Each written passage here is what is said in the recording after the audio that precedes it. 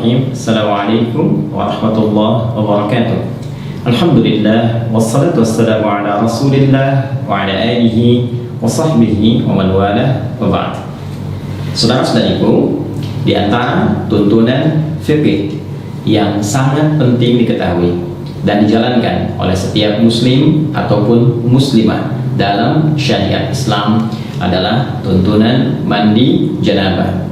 Mandi besar yang dilakukan baik oleh lelaki ataupun perempuan yang telah mengalami mimpi tertentu atau telah berlangsungnya hubungan seksual suami istri secara legal atau hal-hal yang sejenis dengannya. Tuntunan dimaksud telah disampaikan oleh Rasulullah SAW dengan sangat detail dan direkam dengan sangat sempurna oleh para ulama kita, khususnya para ulama hadis dalam kitab-kitab hadis mereka. Di antara sekian kitab itu, bersama kita saat ini ada kitab Imam Muslim dikenal dengan Sahih Muslim. Jika Anda memasuki kitab yang ketiga, yaitu Kitabul Haid, ya, di bab yang ke-9, bab Sifatul Ghuslil Janabah, bab tentang tata cara mandi janabah. Anda akan temukan di sini di nomor hadis 316, 317, ya, dan selanjutnya bagaimana Sayyidah Aisyah radhiyallahu taala anha memberikan contoh gambaran seperti yang disaksikan dari perbuatan Nabi sallallahu alaihi wasallam, yang dengan itu memberi petunjuk pada kita bagaimana cara mengerjakan mandi janabah dimaksud. Saya bacakan sejenak, kemudian kita akan praktekkan langsung ya dari lokasi kamar mandi tertentu supaya lebih paham apa yang akan coba kita lakukan. Saya akan bacakan satu hadis dulu ya, ke rawi terakhirnya saja. Qala an Aisyah radhiyallahu taala anha qalat, hadis ini diperoleh dari Sayyidah Aisyah Ummul Mukminin, semoga Allah meridai kepada beliau. Beliau menyampaikan, kana Rasulullah sallallahu alaihi wasallam, adalah Rasulullah sallallahu alaihi wasallam, idza tasala min al-janabati, apabila beliau melakukan mandi janabah, mandi besar, yabda'u fayaghsilu yadayhi, maka beliau akan memulai dengan mencuci kedua telapak tangannya dulu, dibersihkan dulu telapak tangannya. Kemudian thumma yufrigu bi yaminihi 'ala shimalihi fayaghsilu farjahu. Setelah itu beliau kemudian menuangkan dengan tangan kanannya ke tangan kirinya, ya, sejumlah kadar air tertentu. Kalau bisa kita gunakan misalnya pakai gayung, ya, atau kita bisa gunakan dari keran untuk mengambil, ya, kemudian dialirkan ke tangan kiri untuk membersihkan pertama bagian kemaluannya terlebih dahulu. Setelah itu thumma yatawadda wudu'ahu lis-shalah, kemudian beliau menunaikan wudu seperti wudu untuk menunaikan salat, ya, jadi dari membersihkan telapak tangan keduanya, menuangkan dari tangan kanan air ke bagian tangan kiri dan membasuh atau membersihkan kemaluan, kemudian berwudu seperti halnya wudu salat. Tsumma ya'khudhul ma'a fayudkhilu asabi'ahu fi usul asy-sya'ri. Kemudian beliau mengambil air, ya, lalu dengan air itu beliau menyela-nyela, ya, di bagian rambut kepalanya sehingga meresapkan air kepada bagian kepala secara merata. Lalu kita lanjutkan. Jadi mohon izin saya nggak pakai kacamata ya, jadi saya menyesuaikan. Bismillah. Kemudian hatta idza ra'a an qad istabra'a hafana 'ala ra'si thalatha hafanat. Kemudian ketika beliau sudah merasakan, jadi sudah mulai merata dengan baik, ya, baru diserapkan, ya, dialirkan secara merata dengan jemarinya. Setelah itu baru kemudian dibasuhkan, ya, 3 kali basuhan disiram, ya, ke kepala itu sehingga menyerap dengan sempurna ke bagian pori-pori dan ke seluruh bagian kepalanya.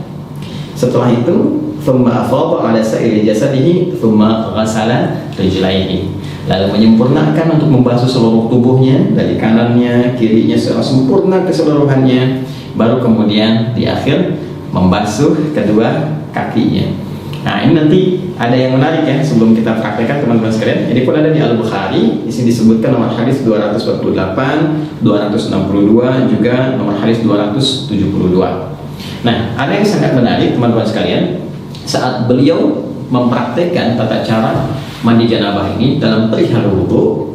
Jadi yang hadis pertama menerangkan kepada kita dalam wudu ini dilakukan seperti halnya sholat, tapi membasuh kakinya diakhirkan. ya, membasuh kakinya diakhirkan. Jadi setelah kemudian tuntas keseluruhan, ya, kemudian sampai dari kumur-kumur, ya, setelah itu istinsyaq wajah, tangan sampai siku, kemudian kepala, kemudian telinga. Nah, ini kaki nggak dibasuh dulu. Ini hadis bagian pertama. Jadi setelah nanti yang tadi selesai, habis, baru terakhir nanti pindah tempat untuk bisa membersihkan kaki, ya, bagian terakhir. Nah, kemudian adapun hadis yang keduanya itu menyempurnakan keseluruhannya dalam wudhu. Jadi sampai dengan kaki, baru kemudian bisa dilakukan seperti yang tadi, sela-sela, guyur kepala, kemudian sampai dengan selesai dan tuntas. Dan dua-duanya nggak ada persoalan, tinggal pilih mana yang paling mudah untuk dilakukan. Hanya tipis saja perbedaan untuk membasuh kaki dalam perihal wudhunya, apakah diakhirkan atau diawalkan. Nah, sekarang untuk lebih jelasnya kita coba praktek, ya. Kita praktek, kita melihat bagaimana praktek menggunakan keran dan juga menggunakan gayung. Bismillah. Yuk. Baik teman-teman sekalian, sebelum kita masuk mempraktekkan, ingat masuk kamar mandi, dua hal yang sangat penting. Pertama, langkahkan kaki kiri kita dulu, ya. Jadi masuk nanti melangkah kaki kiri sambil mengucapkan, ya, Allahumma inni a'udzubika minal khubuthi wal khaba'ith. Ya Allah, aku berlindung kepadamu dari berbagai godaan setan, baik berjenis kelamin laki-laki ataupun perempuan yang membawa pada suasana yang tidak menyenangkan. Ingat, ya, banyak hal yang kotor. Supaya tidak berlama-lama, fokus kaki kiri, langkahkan masuk, kemudian doa yang tadi disampaikan, dan bersiap kita mencoba untuk mempraktikkan. Nah, ini saya ingin jelaskan dulu sama teman-teman bahwa posisinya ini saya tampilkan yang komplit, ya, komplit dalam pengertian bahwa di kekinian kan kita bisa menggunakan keran seperti ini, ya. Kemudian juga ada yang menggunakan gayung seperti ini, ya, atau juga menggunakan shower seperti ini, ya. Ini belum saya nyalakan dulu untuk memudahkan, nanti kita bisa gunakan secara bersamaan. Baik, yang pertama, berdasarkan praktek dari hadis yang telah kita bacakan tadi, maka kita mulai dengan mencuci telapak tangan terlebih dahulu, ya, dengan semua jari-jari yang melekat di dalamnya. Karena itu penting bagi kita untuk mencontohkan. Pertama, karena kita akan coba menggunakan keran terlebih dahulu, maka ini kita geser dulu, ya, embernya. Jadi tidak kita coba tadahi di bawahnya dulu, supaya air yang diduga tidak bersihnya itu tidak langsung masuk ke dalam bagian ember atau bejana, ya. Walaupun nanti beberapa bagian dari proses kita untuk melakukan tuntunan syariat ini bisa kita tadahi dengan air, ya. Jadi kita basuh dulu seperti ini teman-teman sekalian, ya. Nah, seperti ini. Nah, tentu kita ucapkan bismillah dalam hati, ya. Demikian. Nah, seperti ini. Jadi rasa sudah bersih teman-teman sekalian, boleh kita matikan, ya. Lalu kita tadahi begini, ya, supaya tidak terlampau banyak nanti air yang mengalir keluar sehingga berlebihan, ya, dan sangat tidak disukai berlebihan. Baik, kemudian setelah itu kita coba nyalakan dulu teman-teman sekalian, ya. Lalu siapkan sabun. Ini sabun, ya, sebelumnya sudah ada. Kita siapkan sabunnya dulu. Nah, ini sabun penting karena nanti di dalam hadisnya teman-teman sekalian, itu nanti saat membasuh kemaluan, itu tangan setelah itu dibasuh dulu menggunakan tanah. Dalam hadisnya itu, ya, tanah. Nah, ini sebagai pengganti dalam konteks tanah itu bisa menggunakan apa? Menggunakan sabun, ya. Jadi intinya membersihkan kotoran, mungkin bakteri atau yang lain yang melekat di dalam tangan setelah membasuh kemaluan. Tadi sudah kita tangan sudah kita basuh, ya, sudah kita bersihkan. Setelah itu kita lebih baik sambil jongkok seperti ini, ya, sambil jongkok, karena mungkin sisa-sisa dari bagian tubuh kita bisa juga dikeluarkan untuk mengalir. Kemudian setelah itu dibersihkan bagian kemaluan, ya. Jadi ambil air, membersihkan bagian kemaluan dengan rapi, dengan bersih. Nah, setelah kemudian ini hadis tadi yang tidak sempat saya bacakan, ya, hadis yang keduanya, karena untuk mempercepat, ya, untuk mempercepat ke praktek. Ini nanti setelah dibersihkan, ambil sabun, ya, di sabun diambil secukupnya. Kemudian, nah, seperti ini, ya. Nah, kita bisa kemudian cucikan dulu, basuhkan, kemudian baru kita bilas dengan menggunakan air seperti ini, ya. Nah, sudah selesai. Baik, nah, ini sudah bersih bagian kemaluan. Lalu setelah itu kita bersiap untuk berwudu seperti wudunya sholat, ya. Jadi ini saya coba singkapkan dulu teman-teman sekalian, ya, sampai sini supaya ini bagian siku juga bisa ada batas yang terlihat. ini ya. Kita mulai wudhu seperti halnya wudhu untuk sholat. Nah, ini seperti biasa ya. Nah, boleh kalau mau begini lagi, ini kan sudah bersih nih tangan tadi ya, begini. Nah, sudah mengingat dalam hati kita. Ya, bismillah sudah kita ucapkan juga ke dalam hati kita. Kita mulai ya. Baik. Nah, ini kita bisa kumur-kumur seperti biasa.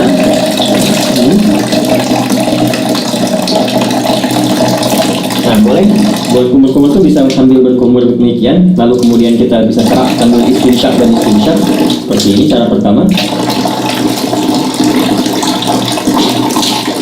Jadi saya sambil menyerap hidung bagian, bisa juga kumur-kumurnya seperti tadi. Saya coba membersihkan bagian gigi ya, itu kebiasaan saya supaya kotoran-kotoran di makanan juga bisa sekaligus bisa keluar ya seperti tadi. Atau nanti kumur-kumur itu lalu bagian istinsyaknya boleh yang istinsyak dan istinsyak itu menghirup air ke hidung ya, bagian istinsyak dikeluarkan. Nah, dalam suasana COVID semacam ini itu penting karena nanti reseptor-reseptor virus itu yang suka menempel di bagian hidung ya, sebelum masuk ke laring, ke faring, lantas ke paru-paru, kita berlindung dari semua itu ya. Nah, ini bisa setidaknya bisa dikeluarkan dengan istinsyak, menghirup air ke hidung dan istinsyak dikeluarkan. Seperti contohnya ya, hirup ya, jelas ya. Baik. Nah, ini teman-teman sekalian sudah. Kemudian seperti biasa ke wajah ya.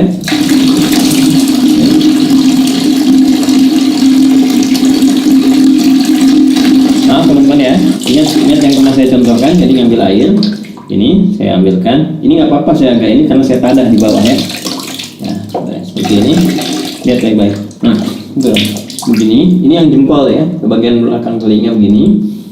Lalu seperti ini, teman-teman. Nah, tadi sudah begini ke bagian belakang, begini. Nah, yang telunjuk ke sini untuk membersihkan bagian ujung-ujung mata. Tuh. Kalau yang ada jenggot dimulai seperti ini ya. Baik. Seperti biasa 2-3 kali, jadi boleh 2 kali, boleh 3 kali untuk menyempurnakan. Saya contohkan seperti itu saja ya. Jadi kemudian teman-teman, nah ini kalau biasanya saya kalau nggak pakai tadah di bawah seperti di tempat wudhu masjid atau apa, ini dibuka, nanti biasanya saya matikan dulu begini. Tuh, ya, tangan sampai siku seperti biasa, kanan dulu sampai selesai ya.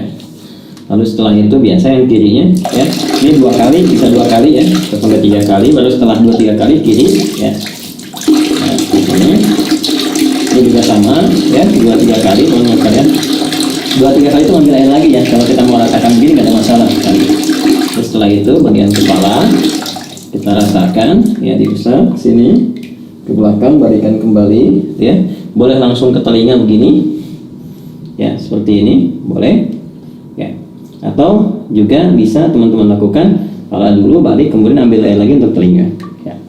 Nah, bagian kaki ini bisa kita lakukan sekarang ya, seperti biasa wudhu biasa. Bagian kakinya misalnya seperti ini ya, ambil begini kan.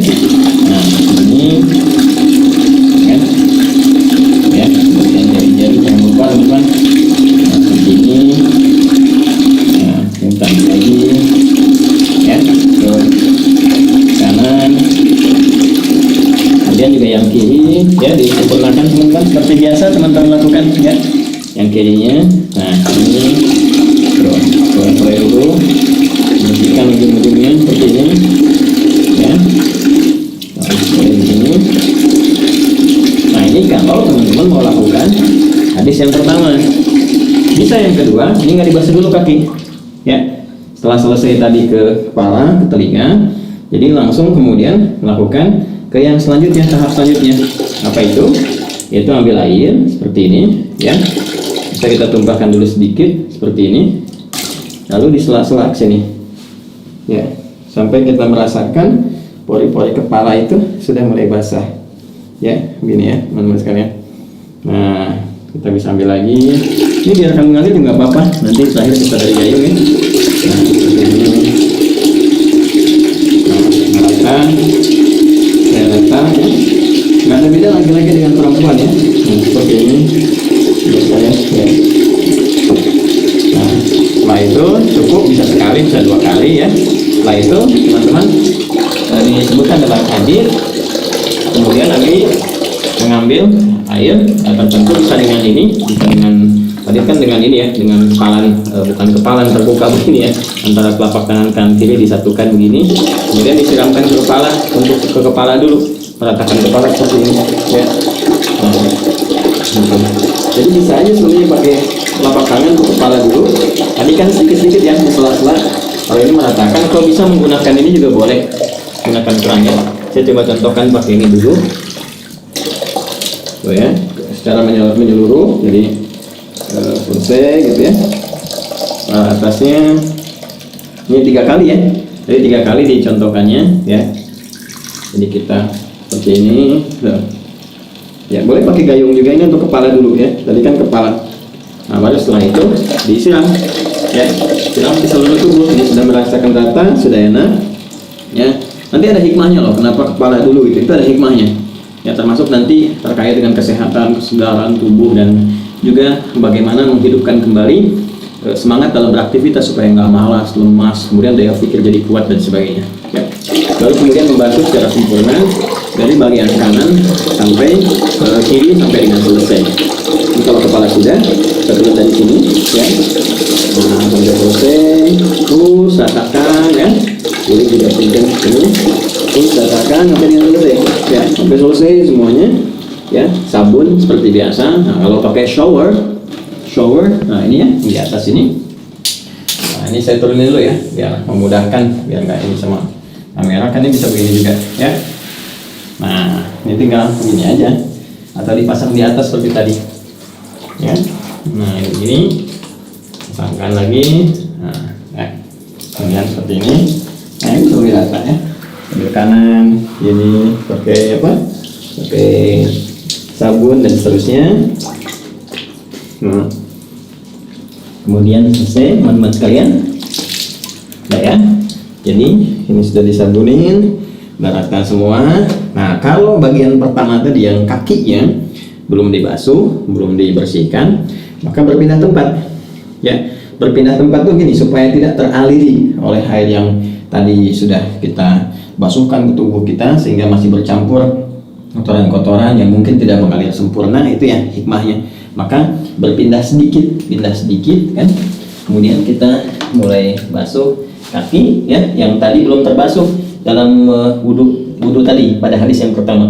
Boleh kita basuhkan sesuai seperti yang dalam apa namanya wudhu. Kita ambil misalnya begini ya, kita masukkan. Nah, seperti ini ya, ini masuk kaki secara sempurna ya kan. Kasih lagi. Nah, seperti ini ya. Atau karena saat mandi tadi kan sudah dibersih, gosok-gosok, bisa tinggal begini juga bisa ya, begini bisa. Nah, seperti itu. Nah, cuma kalau kita ambil hadis yang kedua, kita ingin gunakan wudhunya sempurna sampai dengan ke kaki seperti tadi saya contohkan, maka yang terakhir nggak perlu dilakukan lagi ya, cukup kita siram aja untuk selanjutnya gitu kan, selesaikan dan sudah selesai. Nah, karena sudah mandi besar itu menghilangkan hadas-hadas yang besar, otomatis yang kecil juga hilang ya, jadi tidak perlu kita berwudu kembali. Kalaupun ada yang ingin berwudu kembali ya tidak dipersalahkan juga, tapi karena sudah selesai kan tadi wudu sudah, kemudian mandinya juga sudah, jadi tidak wudu pun ya tidak menjadi persoalan, tidak perlu wudu lagi, tinggal pakai handuk ya, diselesaikan, dirapikan dan selesai tuntas. Nah, ini teman-teman admin nggak bawakan handuk jadi saya harus keluar untuk contohkan dulu, keluar kamar mandi dengan menggunakan kaki kanan ya. Kita keluarkan menggunakan kaki kanan seperti ini ya, sambil kita mengucapkan ghufranaka ya, ghufranaka alhamdulillahilladzi adhaba 'anil adha wa 'afani ya. Ya Allah, ampuni kami, ya Allah maafkan, karena saat tadi di kamar mandi kan kita nggak berzikir ya, nggak mengucapkan kalimat thayyibah, dan dalam situasi tempat yang tidak bersih dan penuh dengan godaan-godaan setan. Kemudian kita juga bersyukur pada Allah, segala puji bagi Allah yang telah menghilangkan berbagai gangguan dan menyehatkan kita setelah kita mandi kembali. Jadi mandi itu ada kaitan dengan kesehatan, kekuatan. Nah, itulah Islam mengajarkan kita. Teman-teman sekalian, itu yang bisa di-share, disampaikan. Wah, ini udah dicontohkan sepenuh hati, fisik dan jiwa. Jadi kalau belum jelas juga ya tinggal berikan petunjuk lah dengan cara apa lagi saya mesti mengajarkannya. Ini hadis yang sudah ditampilkan maknanya sudah disampaikan, basah-basahan juga udah, tinggal mudah-mudahan bermanfaat. Ya, saling mendoakan. Terima kasih. Subhanakallahumma wa bihamdika asyhadu an la ilaha illa anta astaghfiruka wa atubu ilaik. Assalamualaikum warahmatullahi wabarakatuh.